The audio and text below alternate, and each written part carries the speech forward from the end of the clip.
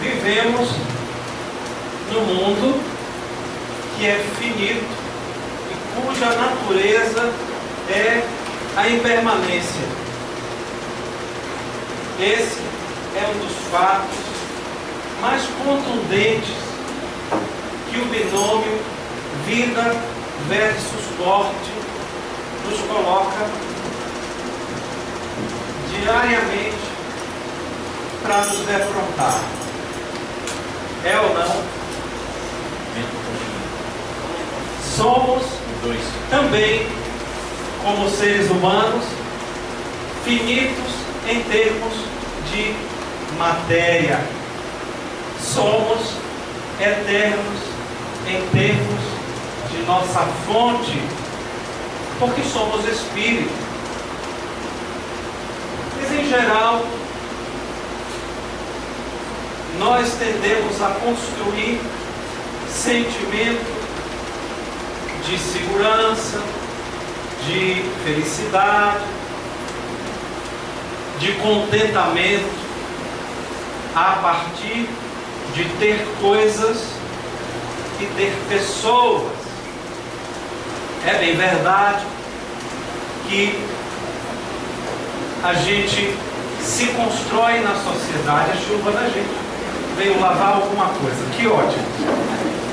Eu vou esperar o pessoal entrar, tá? Tem espaço aqui, ó, gente.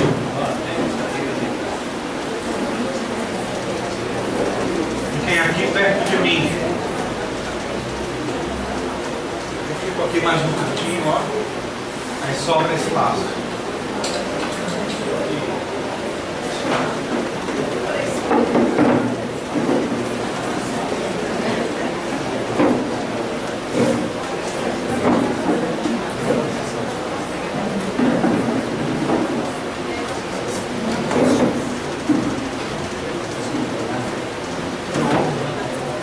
A morte também tem mais espaço aqui dentro, se vocês quiserem. Tem mais espaço aqui. Então, como eu ia dizendo, a chuva tomou suas cadeiras. Perdemos um lugar.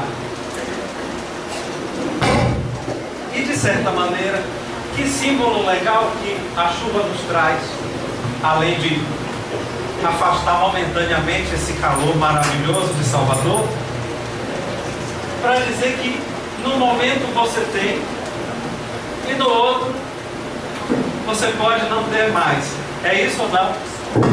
Quando se trata de vida e de morte, a gente também não sabe disso. Não sabemos lidar com essas coisas, não aprendemos a lidar com essas coisas. A natureza do nosso ego nos coloca enfrentando sofrimento psíquico quando a gente imagina a ideia de perder pessoas amadas, porque quando se trata de família e quando se trata de relações pessoais,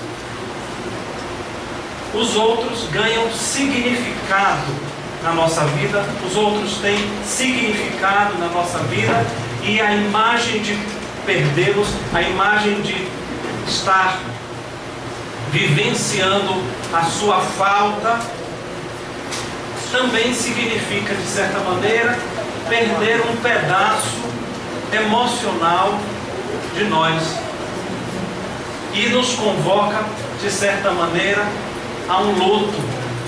E aí eu vou estender também, porque a gente fala na doutrina espírita dos humanos, mas eu vou estender também aos bichinhos de estimação, não é? Porque a gente também se afeiçoa a eles. A diferença é que eles não têm como se comunicar conosco na mediúnica, por exemplo. Mas a gente vai aprendendo que quanto mais as leis divinas vão se fazendo nítidas na nossa cabeça, no nosso sentimento, mais a nossa compreensão em relação à perda, e aqui eu estou falando ainda da perda no sentido de morte, né? A gente vai encarar, a gente vai tentar falar sobre isso também no sentido de mortes simbólicas, porque a gente não perde pessoas somente pela morte do corpo, não é isso? A gente perde pessoas por divergências, por valores diferentes que violam a nossa ética, por decepção, por processos que envolvem caráter, ou porque o outro escolheu não estar conosco. É assim ou não é? Tanto nos amores quanto nas amizades. Ou às vezes a gente escolheu não estar mais com aquela pessoa por perto, porque a gente acha que não faz sentido. Mas eu vou chegar lá daqui a pouco. Então, voltando aqui, a perda de pessoas amadas vai evocar em nós a necessidade de trabalhar o luto. E muitas vezes a gente não entra no luto, a gente permanece fixado nos seus primeiros estágios de negação e mantendo o nosso sentimento conectado com quem partiu, sem percebermos que esse fato, essa postura, dá algumas notícias importantes. Nós que queremos ser espíritas que se espiritualizam, espíritas que simplesmente não somente frequentam a doutrinária, ou que somente lê os livros para poder dar conselho para o vizinho, né? Mas espíritas que desejam a reforma íntima, espíritas que desejam conectar-se com esse outro lugar de sutileza ao lidar com a vida, nós precisamos aprender que o nosso pensamento, nossa conexão, nosso comportamento dá notícias de nós. E quando se trata daquele ente que partiu, mãe, o pai, o cônjuge, ou uma outra pessoa muito querida, muitas vezes a gente se mantém conectada à perda e se mantém conectada à pessoa através da perda. E a gente não sabe que a vibração negativa, sofrida, às vezes magoada, ela impõe ao espírito que desencarnou um sofrimento, porque chega até ele na forma de uma vibração que lhe é perturbadora, violenta. Quantas vezes alguém ligou para você ou mandou uma mensagem de WhatsApp para você e momentos antes você lembrou daquela pessoa? Sem querer generalizar o evento, às vezes a pessoa já está pensando em você e você, de alguma maneira, capta algo, lembra da pessoa. Não é que você está sabendo que ela está pensando em você, mas você tem alguma conexão. Imagine isso para quem está fora da matéria. E aí eu tenho uma situação assim na minha família. Meu pai é falecido há quase 5 anos e a minha mãe nunca se recuperou completamente dessa perda, sobretudo porque ela se sente muito sozinha, apesar de nós estarmos muito próximo dela. Inclusive já avisei ela que se você morrer agora, não venha lá para casa, porque eu vou mandar você para desobsessão. Você tem que ficar aí. Agora pense, eu dizendo para minha mãe, vou trazer, é bom falar da nossa vida porque ajuda. Minha mãe, eu e meu irmão, sua neta, sua mãe que ainda está viva, de 94 anos, minha avó, nós precisamos de você. E você quer ficar lá com um e deixar 5 aqui? Então quando você chegar lá, você vai se arrepender, vai querer voltar lá, não volte para minha casa. Eu lhe mando direto para o Sheila. Para ser doutrinada lá, não vai ficar. Se a senhora aparecer lá no meu quarto, eu vou lhe dizer, não. Não, mas eu lhe amo, mas não, senhora. Não, senhora, porque também o espírito desencarnado, que também não se esclareceu, ele não consegue se distanciar facilmente dos ambientes onde ele viveu onde ele está apegado, e às vezes ele imagina que ele precisa levar alguma ajuda, às vezes ele está apegado a questões relacionadas a bens materiais, isso é muito comum. Às vezes ele não sabe que desencarnou, às vezes ele vê a aflição da família, ele quer ajudar, e muitas vezes um espírito que ainda não está realmente desperto no plano da espiritualidade e ainda é incapaz de oferecer auxílio, quando se aproxima do encarnado, o encarnado começa a apresentar aquelas doenças fantasma que não tem diagnóstico. Ele não percebe que muitas vezes ele, sem perceber, está sugando a energia daquelas pessoas, mas não é porque ele quer o mal das pessoas. Então, a gente que se propõe a ser um espírita que busca se espiritualizar,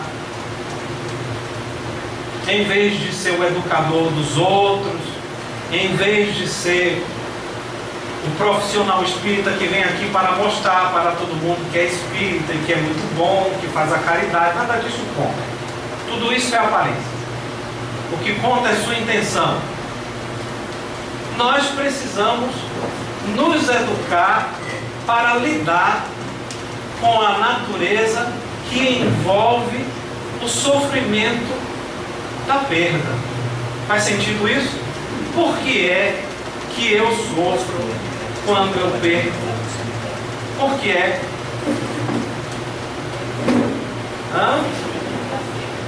Apego. O que mais? Sentimento de posse. O que mais? Por que é que eu sofro quando eu vivencio a perda? Porque eu não aceito.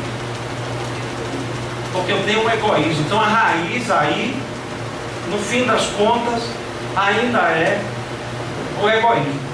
É a raiz da não aceitação, é a raiz do apego, é a raiz do sentimento de posse. E tem uma outra coisa. Eu sofro, eu estou dizendo que eu sofro porque eu também sofro. Não é porque eu estou falando sobre o tema que eu estou imunizado em relação a essa dor. Eu sofro porque, muito embora sabendo intelectualmente que a minha alma é eterna, que esta matéria é provisória, que eu vou reencarnar, que existe afinidade e a probabilidade do reencontro também existe, portanto, mas isso é sabido aqui no intelecto.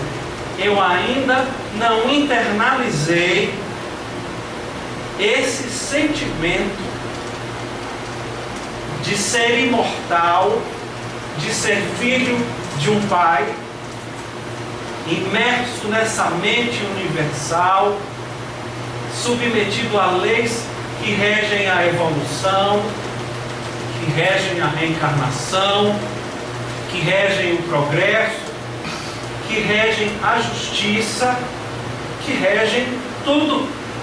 A gente aconselha os outros sobre isso, a gente entende isso, mas a nossa vivência disso faz com que a gente sofra a perda, porque não sentir essas leis ainda em meu coração faz com que eu acredite na separação.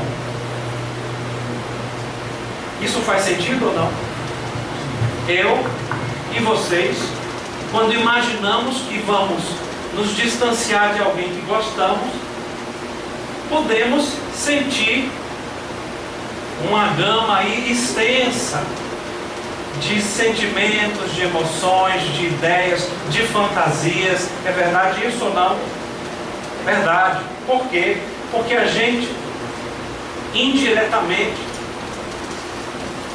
se agarra às coisas e às pessoas e a gente funciona de uma maneira inconsciente, assim, não é?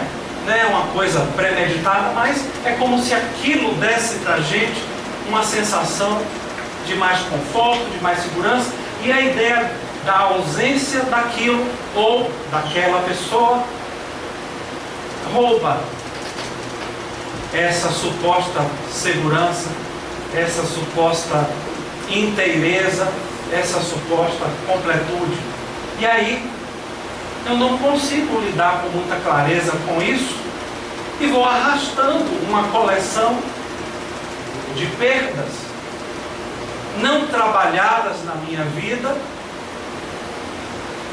e, além disso, vou arrastando junto com isso o medo também da morte. Não é isso?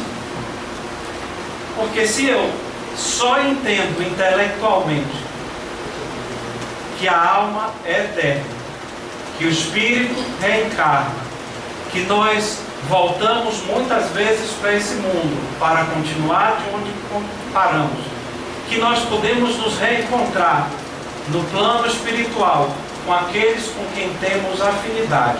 Parênteses, afinidades tanto para o bem quanto para o... que bom que foi mal.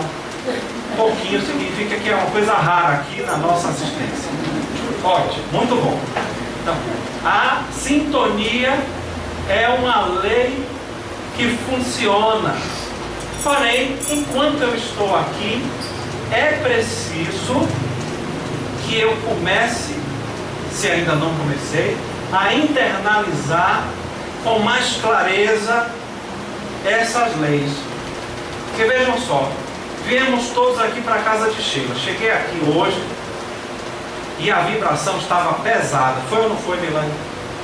Todo mundo conversando as novidades da semana.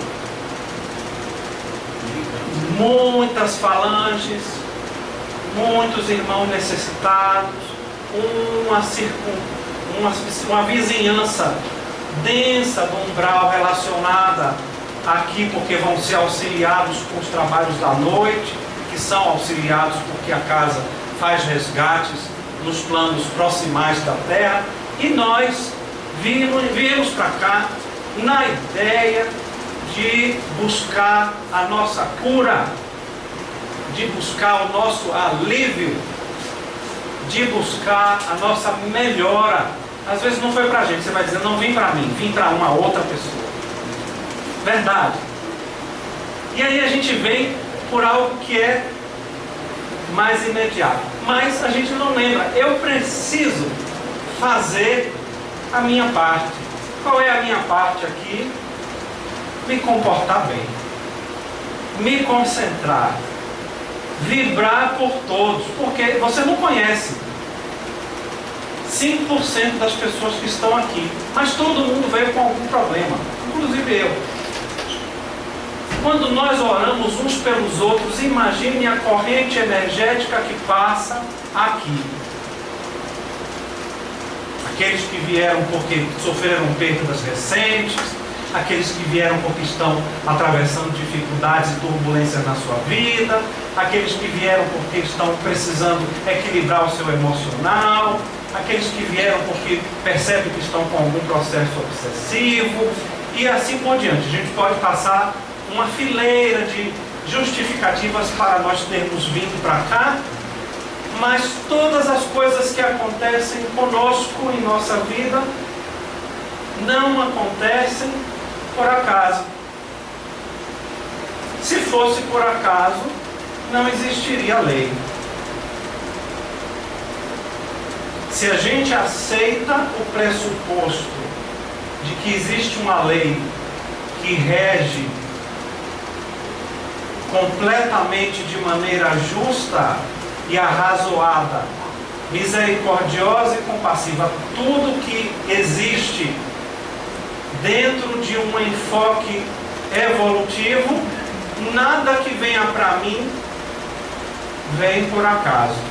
Aí você pode dizer, então Deus está me castigando? Lógico que não. Nós colhemos aquilo que nós plantamos. Divaldo Franco falou outro dia numa palestra que nós temos em geral 95 mil ideias por dia, 95 mil pensamentos. Pensamento aí a gente vai colocar aqui misturado com emoção. Nossa mente é um macaco louco, né? Pula daqui para ali, daqui para pular. Quer ver? Tente meditar e dizer, não vou pensar em nada, vou deixar minha mente vazia. Você vai conseguir? De início não. depois de alguns anos talvez melhore.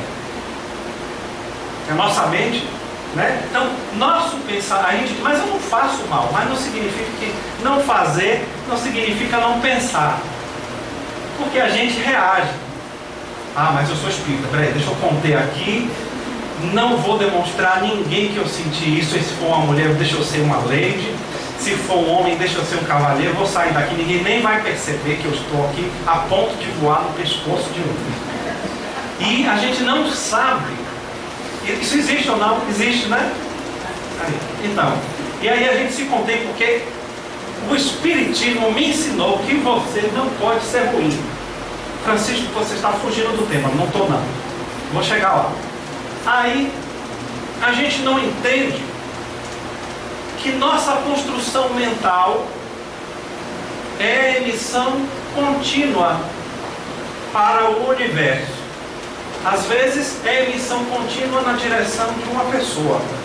Não é assim? Aquela pessoa que você está com inveja, aquela pessoa que lhe magoou, aquela pessoa que lhe deu um prejuízo, aquela pessoa que lhe desapontou, aquela pessoa que você ama, mas não lhe ama. Não tem isso? Aquela pessoa que falou mal de você, você descobriu porque seu colega de trabalho falou. Aquela pessoa com quem você está insatisfeito, aquela que você está curioso para saber da vida. Nosso pensamento está em uma direção. E isso gera uma egrégora. Dormindo. Durma não, irmão. Fique aqui comigo. Gera uma egrégora. Oi? Rápido. Eu acho que tem a ver com o tema, eu vim morar aqui faz 2 anos. Eu vim morar com a minha mãe idosa que tem problemas mentais. Deixei minha filha de 18 anos em Santos, São Vicente, 2.000 quilômetros. E a gente tem uma combinação. Há 2 anos ela me liga de 2 a 3 dias por semana. Eu, por incrível que pareça, não tenho celular há 3 anos, mas muito bem. Mas eu preciso que ela ligue e eu gosto de ouvir a voz dela. Hoje está completando 11 dias que ela me liga. Eu comecei a ficar ansioso. Aí eu tenho uma pessoa em comum que começou a mandar um WhatsApp para ela. Ela não lia. Quando ela lia, ela só falava, manda um beijo para ele, manda um beijo. Hoje essa pessoa falou, ela vai te ligar hoje às 10 horas da noite. Eu estou aqui, mas estou pensando às 10 horas da noite ela me ligar. Não, mas pense aqui agora. Não fique lá nas 10 horas não, porque às 10 horas não chegou. Ela vai ligar se Deus quiser. Fique aqui comigo agora. Então, nosso pensamento constrói a egrégora. Constrói a egrégora e a gente atravessa os processos da vida. E dentre esses processos da vida, a perda é um deles. Não existe ninguém que nunca vá passar por uma perda. Ou por algumas perdas. Porque elas nos ensinam a relativizar o valor das coisas. As perdas nos ensinam a relativizar o valor das coisas. Ensinam a gente a rehierarquizar sentimentos. Infelizmente, às vezes, quando elas vêm, a gente não tem como fazer emendas com aquela pessoa, porque ela já foi.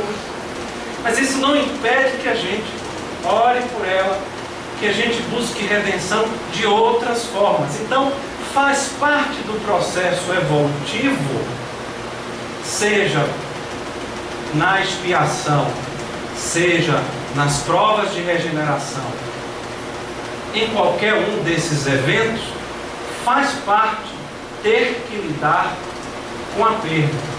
Se eu e vocês não lidamos com a perda, ela se torna o foco central da nossa vida. Porque se tudo é finito, se tudo neste mundo de matéria é perecível, tudo que não é eterno, portanto, vai cessar de existir. Então eu não vou mais ter consciência de paz, nunca mais agora, depois que eu sei disso. Ou eu preciso colocar a minha mente na direção do que realmente é importante? Porque eu não tenho como não lidar com as coisas da vida ordinária. Não é isso? Mas é preciso que cada vez mais fique claro para mim que as coisas ordinárias, que as coisas comuns da vida, inclusive os laços, cessem momentaneamente. Então, fatalmente, eu e vocês vamos vivenciar a perda. E é preciso que a gente vá diluindo o egoísmo, porque se eu só sou feliz se você está aqui e você já foi embora, eu ultimamente tenho achado que as pessoas que estão indo embora por agora estão se livrando mais cedo de alguns perrengues. Então eu entendo que às vezes são pessoas até que vão fazer falta por muitas coisas boas que eram portadoras, mas terminou a tarefa. Tenho que me alegrar por elas e saber que a minha tarefa não terminou ainda. Não é que eu tenho que ficar consolado que um dia eu vou chegar lá e vou para o outro lado. Não é isso não. Porque senão a gente vai ficar vinculado com a ideia de eu também vou embora daqui. Vamos. Querendo ou não, você vai. Com medo ou não, você vai. E na hora você vai ver o que é. Mas enquanto eu e vocês estamos aqui, nós precisamos também fazer a nossa parte da melhor maneira que nós pudermos. Então, como é inevitável lidar com a perda, é preferível aprender a olhar para ela pelo prisma do amor. Porque se nós não olhamos para ela por esse prisma, é lógico que a gente não sobrevive aos impactos. Algumas perdas são muito prematuras, não é isso? Algumas perdas vêm em momentos bastante delicados, mas uma perda sempre é uma dor. Necessariamente, não tem que ser um sofrimento. Se eu corto o meu braço com uma faca e sai sangue, dói. Se eu fico a vida toda remexendo na cicatriz, ela nunca fecha. É isso ou não? Então, as lesões doem. Porque a gente está acostumado às coisas e a gente se desenhou com elas. Mas nós sobrevivemos e a nossa capacidade de resiliência vai ajudando a gente a voltar para um centro, sobretudo se a gente se conecta com o divino, com a espiritualidade. Não é que você tem que pautar a sua vida só na espiritualidade, não, porque você pode encontrar uma pessoa que nem acredita em Deus e é melhor do que a gente. Tem valores humanitários muito melhores do que uma pessoa religiosa. A gente tem pessoas que são assim. Então, não é a religiosidade, é a conexão com aquilo que não perece. E aí isso me leva a pensar no segundo recorte da perda das pessoas amadas, que é quando você vive a ruptura das relações. Coisa que também dificilmente nós não viveremos, não é isso? Em algum nível, vivenciar a ruptura é uma experiência da vida. Vai criando em nós fibra. Vai desenvolvendo em nós condições de resgatar a consciência de nossa potência, de nossa capacidade de superação, porque na hora a gente imagina que não vai nunca mais sair dali. É assim? Quantas vezes eu já recebi no consultório situações de rompimentos, por exemplo, de casamento, porque descobriu uma traição, porque o casamento, enfim, acabou de uma maneira difícil, e os primeiros meses só choro. E a gente não tem muito o que dizer nessa hora. A gente sabe que vai passar, que eventualmente a pessoa vai começar a olhar para outros aspectos, porque o psiquismo vai se reorganizando, mas naquela hora da ruptura, a gente imagina que não vai mais existir vida depois da ruptura. Os primeiros afetos, então, são os mais terríveis, né? Na adolescência, joga na cama, vai chorar. Todos nós já vivemos isso e ainda poderemos viver. A questão é que essa outra categoria de rupturas muitas vezes envolve, como eu disse no início, divergências, incompatibilidades, violentam a nossa grade ética e aí torna impossível estar com aquela pessoa, porque aquela pessoa faz e vive coisas que você não tem como acompanhá-la naquilo, você não se sente bem fazendo aquilo, então você fica de longe, inviabiliza. Isso existe também? Às vezes você não... Porque nosso amor humano, a própria pergunta do Livro dos Espíritos, 936, eles são bem enfáticos quando eles dizem: vocês se apaixonam pelas aparências. Quando você convive, é que você descobre o que é estar com alguém. Então, às vezes você está com alguém que de início você até tem antipatia, e quando você se aproxima da pessoa, você vê que a pessoa tinha valores que você não imaginava que ela tivesse. E a gente se surpreende muitas vezes com isso, porque se existe um outro elemento importante para considerar nessa outra categoria de rupturas, é que nas relações,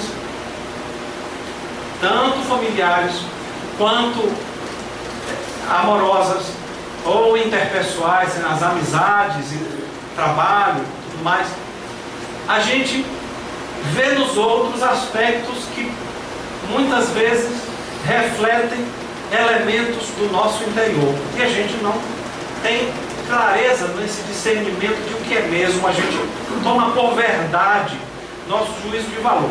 Mas, sem entrar muito nesse mérito, que não é o tema do que eu vou falar hoje, as divergências de caráter ético, de caráter atitudinal, as divergências de valores, são um elemento que geram rupturas, não é?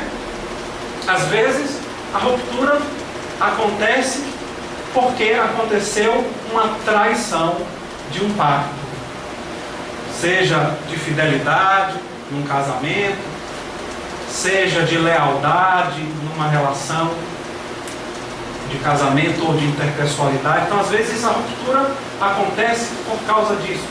As pessoas não conseguem dar conta, e com isso eu não estou dizendo nem que tem que dar conta, nem que não tem que dar conta. Eu estou dizendo só que existe. E as rupturas também acontecem porque a gente se transforma, às vezes, e a gente se distancia das pessoas, sobretudo quando a gente escolhe um caminho diferente do dela. Isso existe também ou não? Então, às vezes, você ama uma pessoa, mas você descobre que não é possível estar com ela. Verdade? E como é difícil comunicar uma coisa como essa. Como é difícil, muitas vezes, lidar com rupturas de coisas que você imaginou que seriam para sempre. Porque aqui na Terra a gente quer tudo para sempre. Mas aqui na Terra, nada para sempre. Aqui é tudo provisório. Somente os sentimentos mais profundos e verdadeiros é que sobrevivem após a morte. Algumas uniões se desfazem aqui mesmo, na caminhada. É isso ou não? Então, quando se trata disso, nós todos também somos chamados a vivenciar um luto, a vivenciar a elaboração de uma perda, porque aquela pessoa por quem eu me apaixonei, aquela pessoa que eu gostava, aquela pessoa em quem eu depositava minha confiança, ela estava só dentro da minha cabeça. Mas com o passar do tempo, ela pode ter mostrado que ela é outra pessoa. Aí isso significa que eu vou ficar inimigo dessa pessoa? Não. Pode significar que nós estamos em estradas diferentes, mas não me impede de desejar o melhor para essa pessoa. Nem me impede de vibrar positivamente para essa pessoa. Mas, Francisco, essa pessoa faz o mal. Mal é ignorância. Ignorância das leis. Ignorância da luz. Ignorância do bem. Se alguém vive na ignorância, merece compaixão. Existem muitos dedos apontados no nosso mundo. Todo mundo briga por tudo. Por ter uma opinião política, social, religiosa, a respeito de identidade de gênero. Não estou falando de ideologia de gênero, que isso não existe. Identidade de gênero. As pessoas brigam porque elas querem ter razão. Às vezes é somente o costume de dizer: eu venci a discussão, eu convenci fulano, eu mostrei que eu estava certo. E nessa categoria de rupturas, muitas vezes a razão não é nada mais, nada menos do que o nosso orgulho, nossa vaidade, em que nós colocamos o personalismo, o sentimento de individualidade acima da possibilidade de consenso. Mas, Francisco, às vezes não tem consenso. Ok, mas não tem consenso, mas pode existir respeito.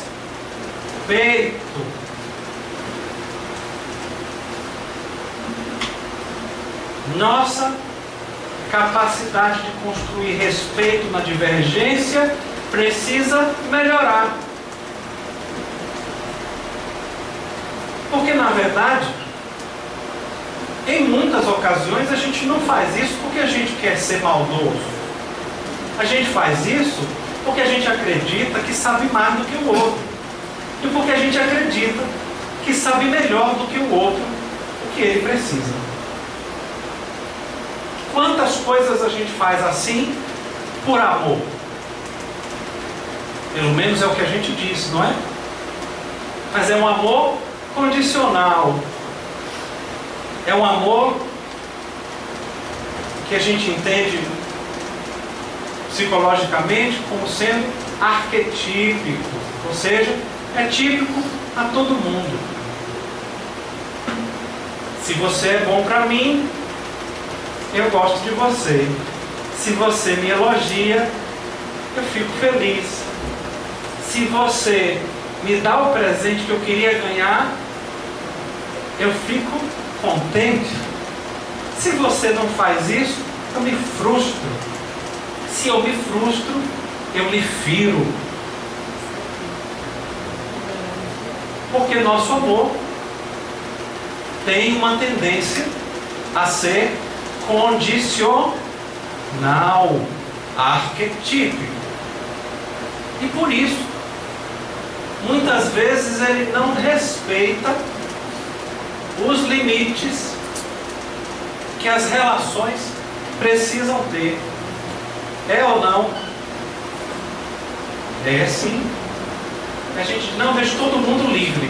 Ninguém sabe que você está monitorando pelo WhatsApp. Aí, às vezes a pessoa já tirou agora a última visualização do WhatsApp. Poxa, agora não vou saber que horas entrou. Aí tirou também o tracinho azul para você não saber que ela viu a sua mensagem. Não, poxa, não sei, não posso nem agora acusar que não. Que viu e não quis me responder. E aí a gente vai para o Instagram, Deixa eu ver o que postou, com quem esteve, chamou fulana, não me chamou, bem que eu pensava que essa relação não era de amizade. E aí a gente vai vendo, e o Facebook que está meio em decadência esses tempos, né? Porque o pessoal está migrando para outro produto do Facebook, que é o Instagram, que é do próprio Facebook também, né? E aí todo mundo vai postando os seus momentos e vai dando relatórios para a mídia da sua vida, da sua felicidade, da sua história pessoal, dos recadinhos que quer passar quando manda aquelas mensagens prontas. Mentira, não foi não. É porque eu recebi, achei tão bonito e quis botar aqui. Não foi para você. Imagina se eu vou fazer isso. Não é? Então, as rupturas de ordem relacional também ferem. Eu não sei qual é que dói mais. É perder uma pessoa para a morte ou perder uma pessoa para outra pessoa, por exemplo. Eu não sei dizer. Cada um é que vai vivendo suas experiências. Porque eu já ouvi pessoas me dizer: eu preferia que tivesse morrido do que me trocar por outra pessoa. Eu já escutei isso. A gente escuta essas coisas. Então não estou falando aqui como crítica. Eu não sei qual é a dor pior. Imaginar que a pessoa não teve alternativa de me deixar ou me deixou porque quis.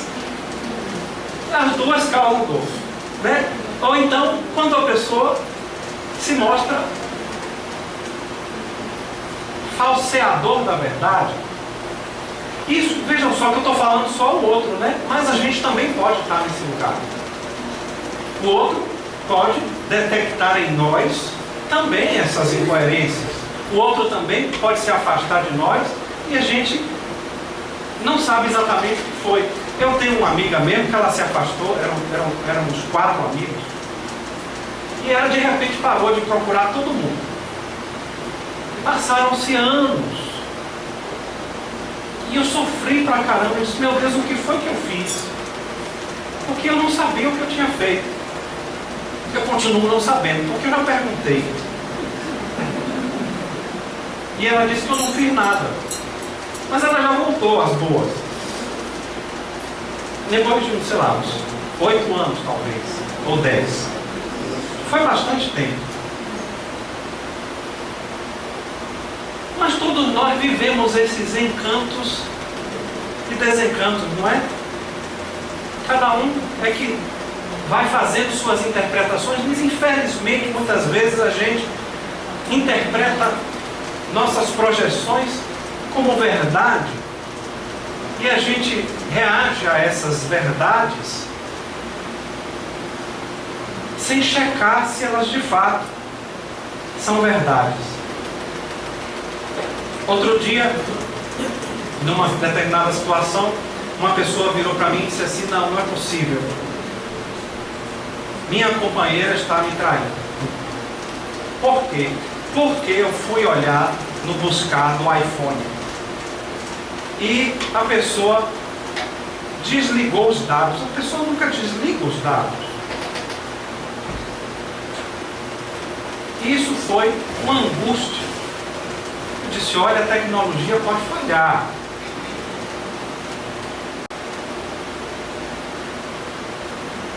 Porque a gente usa formas de monitoração, não é isso? Que a gente quer se sentir seguro.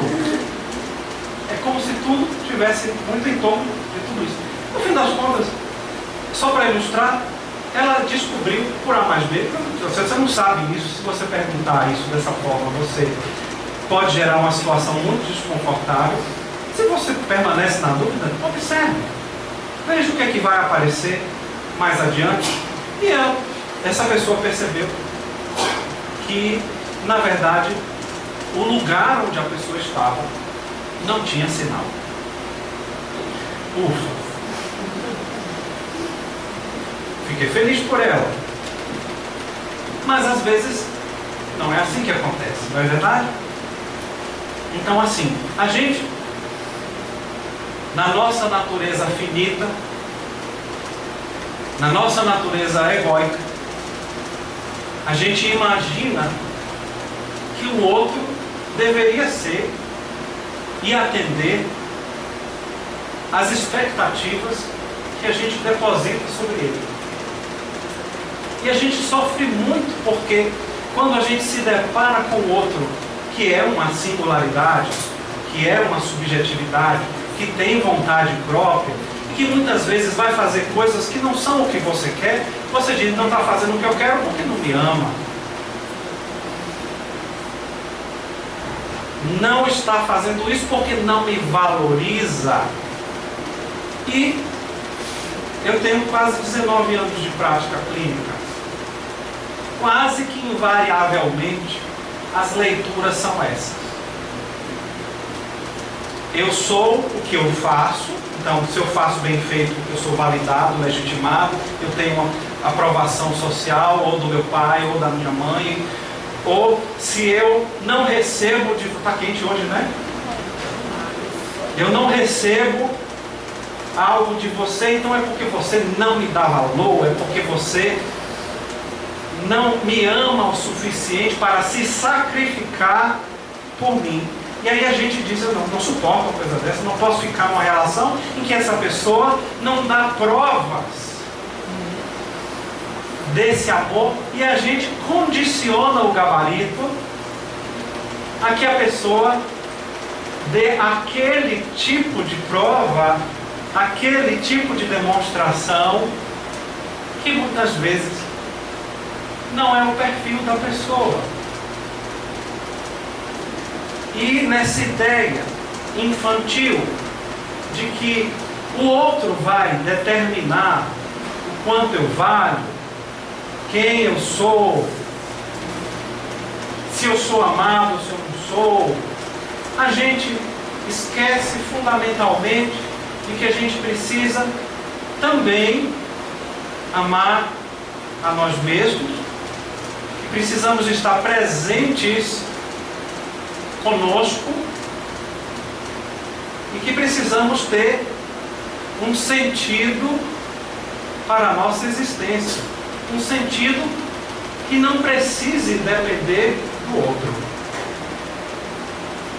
Se eu coloco minha felicidade nos outros, eu dependo dos outros para ser feliz. É isso? E com isso, eu não estou dizendo que a gente não tem felicidade a partir das relações. Eu não estou dizendo que as pessoas conosco nas trocas não vão construir ou não podem construir coisas riquíssimas. Eu não estou dizendo isso. Eu estou dizendo que se a gente cria dependência em relação ao outro, nossa felicidade depende do outro. E aí quando acontece a ruptura, e muitas vezes a ruptura é por alguma dessas categorias aqui que eu falei, seja da nossa parte ou da parte da pessoa. Aí a gente diz, meu Deus, arrancou um pedaço de mim. Às vezes, como eu disse mais cedo, você vai descobrindo que aquela pessoa que você ama faz coisas que lhe faz não se sentir com confiança por ela. E aí você não consegue ser inteiro. A sua opção é a fraternidade. E muitas vezes a pessoa não entende, você está mais afastado, você já deu algumas falas. Não é assim? Isso existe, amigos?